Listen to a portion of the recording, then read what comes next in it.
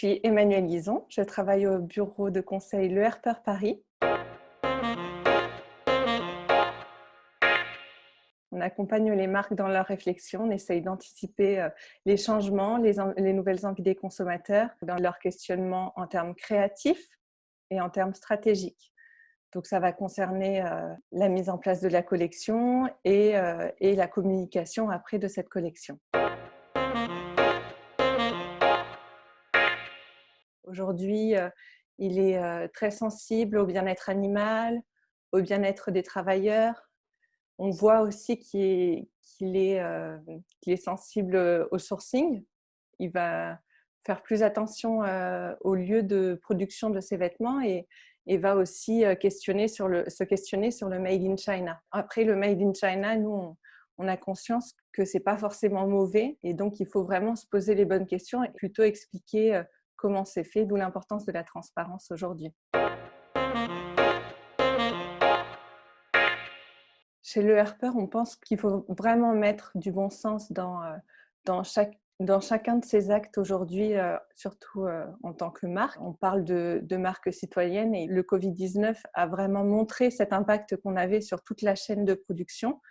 Donc aujourd'hui, beaucoup de marques sont tentées de vraiment tout relocaliser en France. Ce qu'il faut, c'est relocaliser intelligemment, en constatant ce qu'on peut faire de bien en France avec les outils qu'on a, avec le sourcing qu'on a, d'où relancer la filière du lin. En fait. Faire des choix stratégiques et des choix portés par du bon sens. Donc relocaliser une partie quand c'est justifié, comme on le voit sur le lin, sur le chanvre ou sur l'industrie du denim. Alors le lin, dans la mode, a longtemps été victime d'a priori sur la saisonnalité, sur les couleurs qui étaient forcément blanches ou beiges, sur l'aspect froissable aussi. Donc c'est quelque chose qui était ancré dans les esprits depuis longtemps. Au niveau des tendances, on l'a vu faire un retour par la déco avec l'innovation du lin lavé, avec des magasins comme Merci qui ont vraiment mis le lin au goût du jour. Sur des palettes de couleurs justement très belles et on le voit arriver dans la mode. Donc il est encore assez victime de la saisonnalité puisque aujourd'hui on en parle beaucoup sur l'été et surtout sur des basiques, mais on sent qu'il y a quand même un potentiel et c'est vrai que dès qu'on commence à creuser un petit peu sur cette matière qui est le lin, on sent qu'il y a plein de choses à faire. Il y a plusieurs façons d'imaginer le travail autour du lin. On peut imaginer ce lin qui amène vraiment la caution noble, de qualité à la collection sur une belle gamme d'essentiels avec justement cet aspect premium, beau produit, beau basique. Et puis on le voit aussi arriver dans la mode avec des créateurs comme Jacquemus avec son dernier défilé hiver 2020 où il y avait vraiment ce parti pris du lin sur de nouvelles formes, beaucoup plus innovantes en termes de design. Donc ça va être une matière aussi avec laquelle on a envie d'être créatif et envie aussi d'innover. La notion de zéro déchet, qui est très importante pour le lin, le côté zéro plastique aussi, dont on parle beaucoup aujourd'hui et qui résonne vraiment dans les consciences des consommateurs. Cet aspect vegan aussi, puisque c'est une fibre 100% végétale qui va aussi pouvoir se composter. Donc vraiment plein d'arguments pour aller en faveur de l'utilisation du lin. Et puis son aspect aussi durable. L'une des questions que va se poser le consommateur lorsqu'il achète, c'est sur la durabilité du produit. Aujourd'hui, on a envie de pouvoir transmettre les produits, de pouvoir les garder longtemps.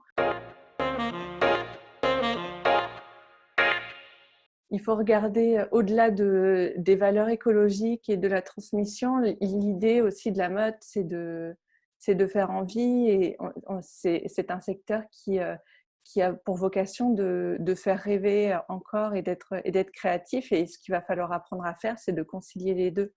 Donc aujourd'hui, on a toute cette partie essentielle, intemporelle, basique qui est portée par le lin et qui va aider les marques à premiumiser leur offre. Et puis, on a tous ces acteurs, créateurs plus audacieux comme Jacquemus, comme Amélie Pichard aussi qui a utilisé du chanvre. Ça va vraiment permettre de raconter le produit différemment, de parler de la matière, de parler du savoir-faire qu'il y a derrière, au-delà des simples descriptions qu'on avait depuis plusieurs saisons. Ce qu'on peut aussi voir, c'est qu'il y a une prise de conscience de la part des équipes chez les marques, au-delà du consommateur en fait. Cette situation du Covid a appris les marques à être peut-être plus attentifs et à prendre plus soin des équipes. Tout l'enjeu aussi de ces marques, c'est de capitaliser autour de valeurs et de pouvoir garder ces stylistes qui ont envie de faire mieux aussi. Par des échanges avec les gens qui savent faire. Et pourquoi pas imaginer demain de s'inspirer différemment et de créer différemment la collection au lieu d'aller faire des shoppings à New York ou en Asie, d'aller sur des champs de lin, de se faire expliquer par les fabricants qui sont vraiment des experts de la matière et d'aller justement s'inspirer et créer en connaissance des ressources qu'on a, d'envisager la créativité en fait d'une autre manière.